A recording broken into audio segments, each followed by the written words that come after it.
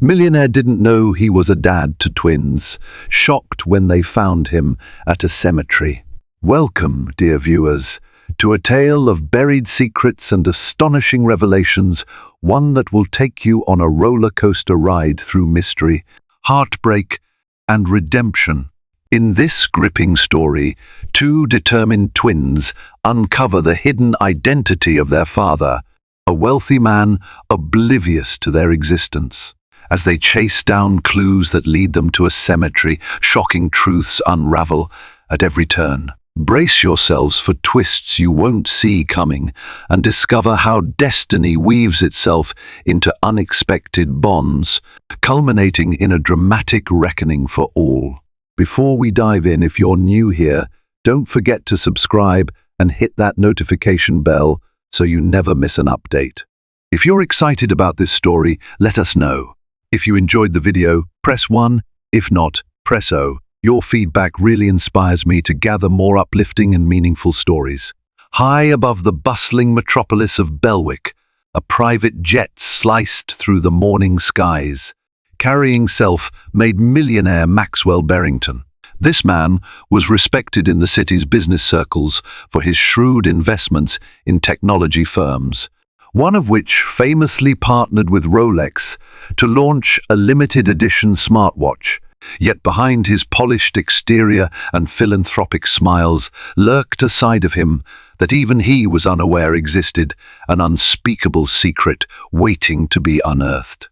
As Maxwell leaned back in his leather seat, sipping imported coffee, an inexplicable sense of unease prickled the back of his neck. Little did he know that, many miles away, two determined twins named Lucas and Lucy Green were about to shatter every assumption he had about his life. Lucas and Lucy lived in a cramped yet cozy apartment on the outskirts of Bellwick, a far cry from Maxwell's glossy skyscraper penthouse. They had grown up watching their mother, Harriet Green, work long hours in multiple jobs just to keep them clothed and fed. Now in their early 20s, the twins had begun to question their origins more intensely. Harriet, frail and tormented by secrets, had passed away a year ago in a small hospital ward. In her final moments, she had muttered the name Maxwell Barrington with both anger and longing. What could a man of such wealth and prestige possibly have to do with two young adults struggling to pay rent? The mention of that name propelled the twins into a whirlwind of amateur detective work, which soon led them to an astonishing clue hidden in Harriet's battered trunk. Inside the trunk, they found an old photograph of a young, dashing Maxwell standing next to Harriet in front of a grand oak tree. On the back, in Harriet's gentle handwriting, were the words, "Our love will last forever, no matter what." Beneath the photo lay a crumpled letter dated decades earlier, mentioning a hush-hush arrangement and a promise of financial security. Yet the letter was abruptly cut off, as if Harriet had intended to write more, but had been stopped. As Lucas and Lucy pored over every inch of the letter, a single name leapt out, Greenwood Cemetery, scrawled in the margin in Harriet's typically neat but trembling hand. With hearts pounding, the twins vowed to travel there and confront whatever ghost from the past awaited them literally or figuratively. Greenwood Cemetery was far from Bellwick, a sprawling historic graveyard in the heart of Brooklyn, New York. The twins had never been to New York, but they spent the last of their savings on bus tickets. As they arrived under the gloomy haze of a late afternoon sky, the wind swirled leaves around their feet, and the imposing Gothic arches at the entrance sent a shiver down their spines. Something about this trip felt fated, as if they were following the path Harriet had tried so hard to keep hidden. The caretaker's office was locked, leaving them no choice but to wander the labyrinth of headstones with little direction. Suddenly, Lucy spotted a figure standing in front of an ornate mausoleum, shoulders quaking in silent grief. As they inched closer, they felt a jolt of recognition. The man's face was unmistakably the one from Harriet's old photograph. Maxwell had come to Greenwood Cemetery for a reason that haunted him every day, a secret guilt tied to a memory he had never fully confided. He often visited the grave of his beloved cousin Margaret, who had died under strange circumstances. Margaret was like a sister to him, and her passing had always seemed suspicious. Maxwell had long carried the weight of a family conflict that had erupted in the aftermath of Margaret's death, leaving him with both heartbreak and a lingering sense of dread. As he stood there, lost in thoughts, the distant crunch of gravel underfoot drew his attention. Turning around, he found himself face to face with two strangers who bore an uncanny resemblance to each other and to him. Their wide eyes and trembling voices did nothing to prepare him for the moment they spoke. "Maxwell Barrington?" Lucy asked, her voice tight with nerves. "Did you know our mother, Harriet Green?" The name struck Maxwell like a physical blow. His chest constricted, and he glanced at the photograph Lucy held out. Stunned, he recognized himself and Harriet, young and naive, standing by that familiar oak tree. A swirl of forgotten memories erupted in his mind: late-night rendezvous, hushed laughter, clandestine plans for a future. Yet Harriet had disappeared from his life as suddenly as she had entered it. He thought she had left for personal reasons. He had never considered there might be children involved. Before Maxwell could formulate a coherent question, Lucas blurted out, "We're your kids, your twins." The words echoed among the silent headstones, spinning Maxwell's world into chaos. Maxwell felt the ground lurch beneath him. His gaze fell upon Lucas and Lucy's faces, searching for Harriet's features and finding them. It was undeniable, those eyes, that determined chin, the subtle arch of their eyebrows. Still, the millionaire in him refused to accept such a revelation without proof. His mind raced with doubts, suspecting perhaps they were scammers or manipulative opportunists trying to snatch a piece of his fortune. However, curiosity and a fragment of paternal instinct compelled him to invite them to a nearby café for a conversation that would rewrite his understanding of the past. They left the cemetery in an eerie hush, leaving behind the tombstones that seemed to whisper countless untold stories. At the rustic café near the cemetery gates, Maxwell demanded explanations. Lucy produced a battered envelope containing Harriet's letter and insisted that after their mother's death, she and her brother uncovered countless references to Maxwell as a secret benefactor who had vanished before they were born. Their mother had never expressed bitterness or demanded child support. She'd simply told them that certain circumstances made it impossible for her to remain in Maxwell's orbit. Yet Harriet had saved every newspaper clipping of Maxwell's success, from his triumphant merger announcements to his philanthropic events. Tears stung Lucy's eyes as she spoke, while Lucas stared intently at Maxwell, as though daring him to deny their truth. Maxwell's mind raced back to his younger years.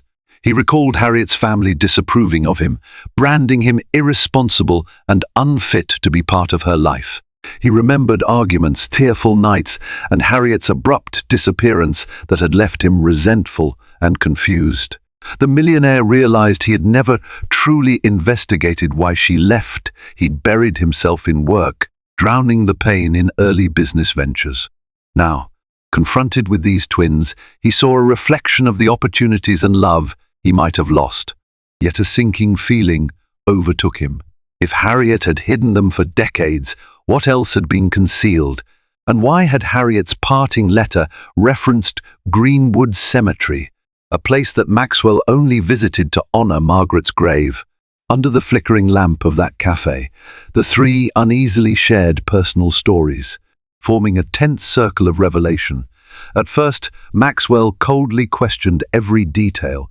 He asked about birth dates, cross-examined them about Harriet's last words, and grew defensive whenever the subject of paternity tests arose.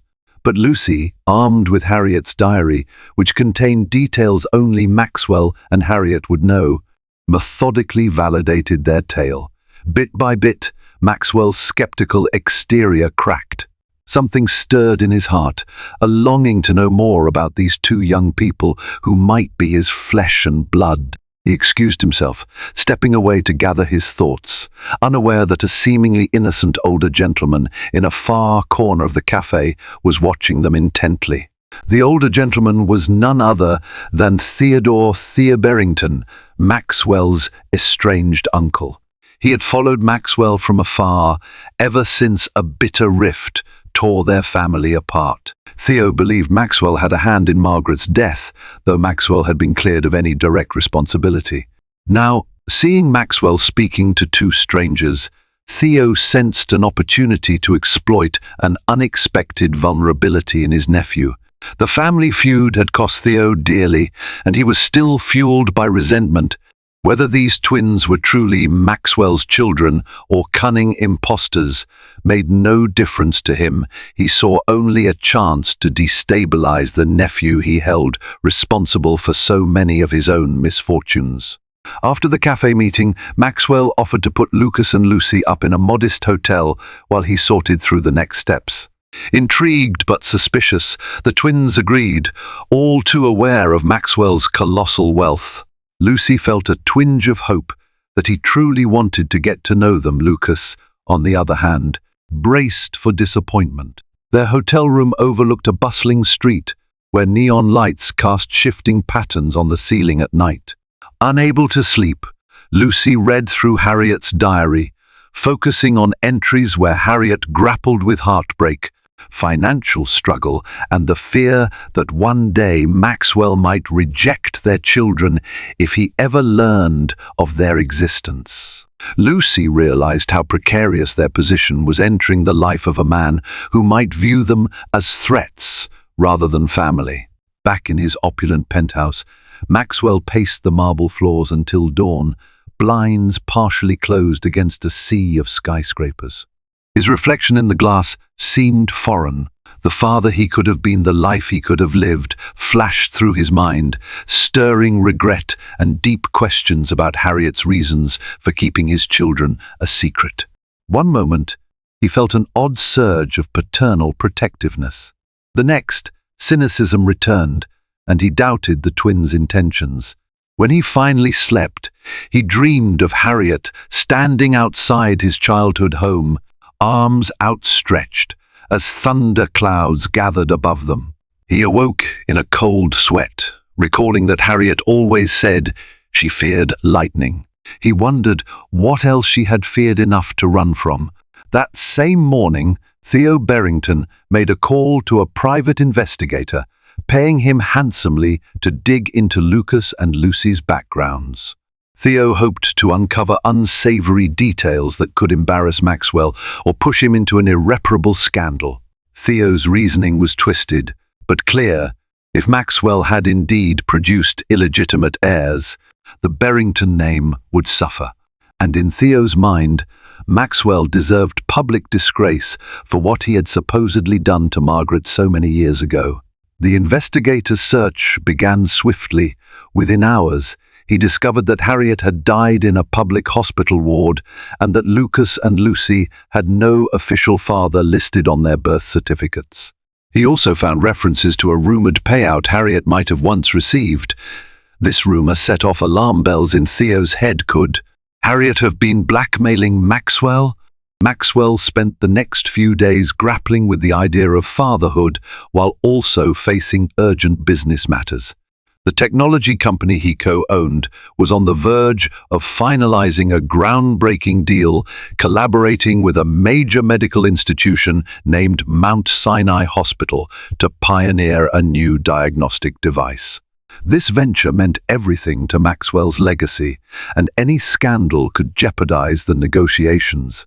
With the future of his deal and his potential children hanging in the balance, Maxwell realized he had to tread carefully. In a desperate bid to find clarity, he arranged a paternity test for Lucas and Lucy, keeping it discreet to avoid media attention. If the results confirmed what he both feared and secretly hoped, then everything in his life would change irreversibly. Lucas, who had always been protective of Lucy, reluctantly agreed to the DNA test but resented Maxwell's cool detachment.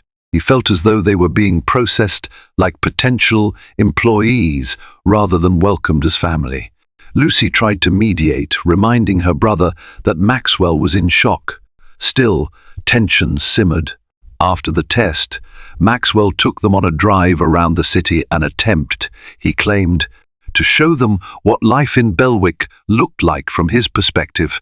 They passed towering steel structures bearing Maxwell's name, philanthropic centers funded by his foundation, and high-end boutiques he co-owned. It was a surreal experience for the twins, who had grown up with holes in their shoes and rationed meals. Yet as they took in these dizzying sights, they couldn't help but notice Maxwell's distant silence, as if he were a tourist in his own life. That evening, the three of them found themselves at a lavish charity gala that Maxwell had sponsored months ago, never imagining the dramatic turn his life would take. The event was held in a gleaming ballroom, crystal chandeliers reflecting cascades of glittering lights. Unsure how to introduce Lucas and Lucy, Maxwell referred to them as friends from out of town. His peers nodded politely, but curious glances lingered. Lucy's heart pounded with a mixture of pride and unease, while Lucas clenched his fists, longing to blurt out the truth. Suddenly, a voice behind them said, "Well, Maxwell, who are your delightful guests?" Turning, they saw Maxwell's longtime rival, Felix Hawthorne, a cunning entrepreneur who thrived on gossip. Maxwell froze, obviously torn between secrecy and honesty. Sensing opportunity, Felix pressed further, forcing Maxwell to deflect with a strained grin. Amid the swirling crowd, Lucy spotted Theo in a corner, his hawk-like gaze fixed on them. She didn't know who he was, but she felt a chill run through her. Meanwhile, Lucas, feeling suffocated by the glitz and silent tension, excused himself for some air. Wandering the corridors, he accidentally overheard Theo in a heated phone call. Theo muttered about evidence, illegitimacy, and taking Maxwell down. Furious and anxious, Lucas stealthily crept away, struggling to process the half-heard threats. When he returned to the ballroom, he found Lucy alone, scanning the crowd for Maxwell, who had vanished into the throng of socialites. Lucy's eyes brimmed with worry when Lucas whispered what he'd overheard, and they realized they might be pawns in a larger game of family warfare. The next day, Maxwell received a mysterious note slipped under his penthouse door. The message read, "I know about your children. Pay up, or the world will know." There was no signature, just a phone number scrawled at the bottom. Maxwell's heart thundered. He immediately suspected Felix, or perhaps even someone from his own family. Terrified that public exposure would derail his business deal and irreversibly damage the twins' reputations, he considered paying the blackmail to maintain secrecy at least until he could confirm the DNA results. But the moral and emotional implications weighed heavily on him. Could he truly buy silence regarding his own children? Meanwhile, Lucy and Lucas searched for more clues in Harriet's diary, hoping to gain clarity about why she had stayed away from Maxwell all these years. A particular entry mentioned that Harriet discovered disturbing truths about the Barrington family. The passage included references to an accident that Harriet suspected was no accident at all, something that had pushed her to protect her unborn children. It seemed Harriet had been convinced the Barringtons were capable of dark deeds, and she had chosen to raise the twins in secret rather than risk exposing them to a potentially harmful environment. Confusion and fear settled upon the siblings, even as they felt compelled to uncover the complete story. That very afternoon, the paternity test results arrived. Maxwell summoned Lucas and Lucy to his private office, a panoramic space on the 52nd floor of Barrington Tower, with floor-to-ceiling windows showcasing the entire city. He opened the sealed envelope, his hand trembling in a way neither twin had ever witnessed. The moment Maxwell read the words 99% probability, he pressed his lips together, tears threatening to spill. All skepticism collapsed in an avalanche of emotion. These two were indeed his children. For a long minute, the three of them simply stared at each other, the gravity of the revelation carving the silence into stone. A wave of guilt washed over Maxwell. He thought of Harriet's struggles, of her final days, of the twins' entire childhood without him. The normally stoic businessman actually wept, confessing his regrets and sorrow for not being there. Lucy, equally emotional, embraced him gently, while Lucas stood at a distance, arms folded, his eyes moist but guarded. The heartbreak and betrayal they had endured weren't so easily undone by a single moment of confirmation. Yet a faint hope flickered, perhaps. This was the beginning of a genuine bond. Maxwell promised to do right by them, but the shadows of Harriet's warnings loomed. The question remained, why had Harriet been so certain that the Barrington family was dangerous? Before they could dwell on that question, a phone call interrupted the charged moment. It was Felix Hawthorne, feigning congratulations. "Word gets around fast in this town," he sneered. Maxwell's jaw clenched. Felix hinted that the paparazzi might be ready to feast on Maxwell's scandal, urging him to either negotiate or suffer a brutal media takedown. Maxwell ended the call, eyes dark with concern. If the press discovered the truth in this chaotic stage, it could tarnish the twins before they'd even had a chance to make their own way. More importantly, it could sabotage Maxwell's looming medical tech deal with Mount Sinai Hospital. In a desperate bid to stay one step ahead, Maxwell decided to break the news himself on his own terms through a carefully worded press conference. But first, he wanted the twins' approval. Lucy, though fearful of negative attention, believed honesty was better than living in secrecy. Lucas reluctantly agreed, but only if Maxwell acknowledged Harriet's memory, publicly praising her love and sacrifice. Maxwell nodded, tears shining in his eyes again. He promised to hold Harriet's name in the highest regard. Plans for the press conference began immediately, orchestrated by Maxwell's top public relations team. However, none of them realized that Theo had already made his move, determined to sabotage any attempt at a graceful resolution. Behind the scenes, Theo arranged to leak an alternate narrative to the tabloids, painting Harriet as a conniving gold digger who had tried to trap Maxwell and extort money. The day before Maxwell's carefully planned press conference, a sensational article hit the newsstands, claiming Harriet had orchestrated a phony pregnancy and then disappeared with a massive payoff. Furious and horrified, the twins woke to find Harriet's name dragged through the mud. Maxwell, equally enraged, used every legal channel to issue a cease and desist, but the damage was done. In the public eye, confusion reigned. Who was telling the truth, Maxwell or the scandalous tabloids? Determined to clear Harriet's name, Lucy and Lucas dashed to Maxwell's penthouse that morning, diaries and photographs in hand, prepared to fight the false narrative. Maxwell vowed to stand by them, stating that he had enough influence and evidence to discredit the rumors. Yet, just as they were about to broadcast their side of the story, the phone rang. It was the caretaker at Greenwood Cemetery, cryptically telling Lucy that something was amiss at Harriet's headstone. Alarmed, the twins insisted on returning to Harriet's resting place, feeling that some final puzzle piece awaited them. Maxwell hesitated, unsure how that would help, but the twins were adamant. Eventually, Maxwell, faced with no other leads, agreed to accompany them. Back in New York, the trio met the caretaker in the cemetery's old chapel. He explained that Harriet had purchased a plot many years ago but never used it.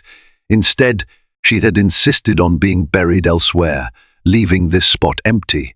The caretaker handed them a small locked box Harriet had entrusted to him just before her death, with instructions that it be delivered to her children if they ever came looking with a man named Maxwell Barrington. Heart pounding, Lucy took the box.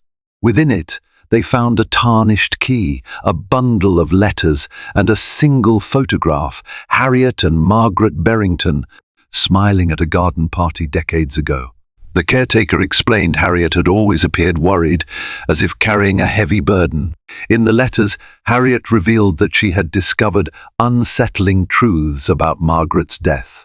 Margaret had discovered financial irregularities involving Theo, who was funneling money from the Barrington businesses into illegal ventures. When Margaret threatened to expose him, a heated confrontation ensued. Harriet believed Theo was responsible for Margaret's demise, although it had been ruled an accident. Harriet feared that if she stayed with Maxwell, Theo would see her as a threat and harm her or her children. Hoping to keep Maxwell safe from his uncle's wrath, Harriet vanished, leaving only a faint trail behind. The shock of these revelations stunned Maxwell, who had idolized Theo in his youth before their later estrangement. Now, the reasons behind Harriet's secrecy became tragically clear. Realizing the gravity of this information, Maxwell swore to bring justice to Margaret's memory and to protect Lucas and Lucy from Theo's manipulations. He decided to hand over Harriet's letters to the authorities, hoping it would be enough to reopen the cold case surrounding Margaret's death. Suddenly, the caretaker leaned in and whispered that someone had been lurking around Harriet's grave. Maxwell's stomach tightened, suspecting Theo or one of his henchmen. Without warning, the caretaker added that he'd heard talk of a bribe, implying that Harriet's tombstone might be vandalized or tampered with. Alarm surged through the twins. Harriet's final resting place deserved peace. The trio rushed to Harriet's grave, only to find fresh flowers strewn about, as if from someone paying respects. Disturbingly, a scrap of paper lay among the petals, reading, "Retract your lies, or there will be consequences." The words felt like a declaration of war. Maxwell, adrenaline surging, decided enough was enough. He called his security detail, instructing them to guard Harriet's gravesite and to comb the cemetery for suspicious individuals. Quiet fury radiated from Lucas, who vowed that no one would defile their mother's memory again. Lucy clutched the letters, heart pounding with a mix of anger and grief. Word of Harriet's locked box and the evidence within began to spread discreetly among a select group of Maxwell's allies individuals. He trusted from his philanthropic circles and from the highest echelons of law enforcement. Meanwhile, the tabloids continued to swirl with half-baked rumors. Felix Hawthorne attempted to capitalize on the chaos, making sly insinuations that Maxwell was orchestrating a grand cover-up. Yet, for the first time in years, Maxwell found an unwavering sense of purpose. Protecting his children, honoring Harriet, and unveiling the truth about Margaret's death now stood above any business deal or personal comfort. Late one night, as Maxwell was finalizing documents to present to the police, the penthouse lights flickered ominously. A forced entry alarm blared. Racing to the security console, Maxwell saw a dark figure on the screen. Someone had broken in. Grabbing his phone, he called the authorities and hurried to the foyer, just in time to see Theo himself rummaging through a file cabinet. When Maxwell confronted him, Theo sneered, holding up a folder. "You've ruined everything," he hissed. "All because you couldn't leave well enough alone." Maxwell lunged, but Theo bolted. Security guards tackled Theo near the elevator, restraining him until the police arrived. In the folder he had tried to steal were Harriet's original letters, the smoking gun that implicated him in Margaret's death. With Theo apprehended, the authorities reviewed the contents of Harriet's letters, and Margaret's suspicious accident was swiftly reopened as a homicide investigation. The tabloids exploded with revelations of family betrayal, overshadowing the earlier false accusations against Harriet. Public sympathy turned in favor of Maxwell, Lucas, and Lucy. Feeling vindicated, Lucy wept as she realized her mother's sacrifices had not been in vain. Lucas, for his part, felt an odd relief, like a weight had lifted off him. Though Harriet could never return, the truth would ensure she was remembered as a courageous mother rather than a schemer. And so, ironically, it was in the very place that Harriet feared among the Barringtons that justice for her love and legacy was found. In the aftermath, Theo was indicted for conspiracy and manslaughter, charges related to Margaret's death. He also faced additional counts for illegal embezzlement schemes uncovered during the investigation. Maxwell's name, once whispered in scandal, became synonymous with resilience in the face of betrayal. Still, the final blow of karmic retribution was as personal as it was poetic. The Barrington family trust, long controlled by Theo's manipulations, was restructured so that a significant portion of it would benefit charitable causes, especially those supporting single parents. Maxwell announced the changes at a press conference, giving Harriet public recognition for her courage and heartbreak. Now, with closure, Maxwell sat Lucas and Lucy down, offering them not just financial security, but also a place in his heart. He promised to support their dreams, whether they chose to attend college, start a business, or wander the globe. The twins, still navigating conflicting emotions, accepted Maxwell's olive branch. Lucas, whose skepticism had burned brightest, found himself softening under Maxwell's genuine remorse and renewed dedication. Meanwhile, Lucy, ever empathetic, took Maxwell's hand and squeezed it gently, as if to say, "We'll try to heal together." The siblings still had challenges to face, from forging a bond with a father they barely knew to coping with the media spotlight. But for the first time, they sensed a hopeful future. As for the final resting place of Harriet Green, it became a symbol of peace rather than tragedy. Maxwell funded a special memorial within Greenwood Cemetery's serene grounds, commissioning a marble bench engraved with Harriet's name and the words, "Your love lives on." On the day of the dedication, close friends and charitable beneficiaries gathered. Lucas and Lucy laid roses upon the bench, tears glistening under the dappled sunlight. Maxwell placed a single lily, recalling how Harriet once confessed her fondness for those flowers, quiet, elegant, and persevering.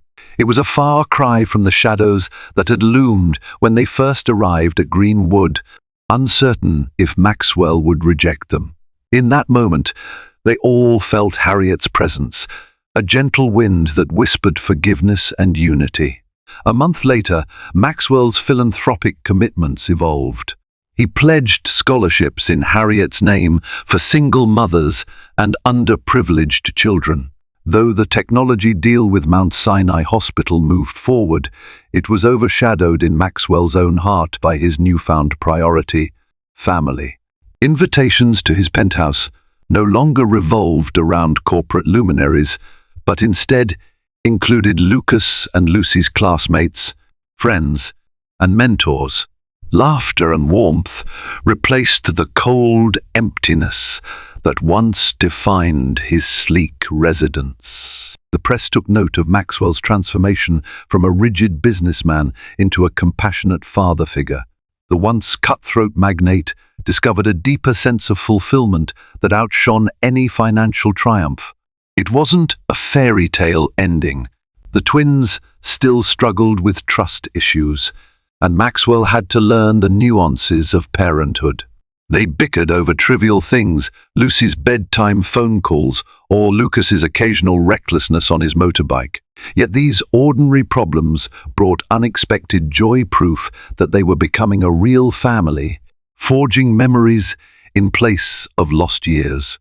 As Lucy and Lucas pursued their individual paths, Lucy exploring social work, Lucas studying business ethics, a bond of mutual respect and understanding grew between them and Maxwell. Over time, Maxwell realized that the greatest fortune he possessed wasn't measured in stocks or properties, but in the raw, honest love he was finally learning to give and receive. Meanwhile, the media eventually found another scandal to chase, allowing the new Barrington family to enjoy pockets of peace. Newspapers printed retractions about Harriet, setting the record straight that she was neither a gold digger nor a conspirator. The diaries and letters were archived in a family library that Maxwell had built, preserving Harriet's story for future generations. In a poignant gesture, Lucy donated Harriet's well-worn trunk to a local museum that showcased personal narratives of ordinary women with extraordinary courage. On its label, she wrote, "Harriet Green, a mother's love that overcame the darkest of secrets." Tourists would pause to read the story, many moved to tears by her sacrifice. And so the twins who grew up in poverty discovered a father who, despite his wealth, had been impoverished in spirit for years. The circle was complete in a way that no one could have predicted. The millionaire who never knew he was a dad to twins found redemption amid the tombstones of Greenwood Cemetery, while two young people who had once only dreamed of a stable family found answers that changed their lives forever. Through tragedies and conspiracies, fears and revelations, they emerged stronger, bound by the legacy of a courageous woman named Harriet Green, whose love transcended secrets and shame. Justice was served, memories were honored, and a new chapter began, one defined by unity, healing, and a promise to build the future Harriet would have wanted for them all. Thank you for accompanying us on this emotionally charged journey, filled with surprising discoveries and heartfelt redemption. From hidden letters and haunting cemetery visits to the unmasking of deep family betrayals, our characters confronted dangers and unearthed truths that changed the course of their destinies. If this story captivated you, please consider giving the video a like, share it with friends who appreciate a riveting tale, and subscribe to our channel for more dramatic narratives.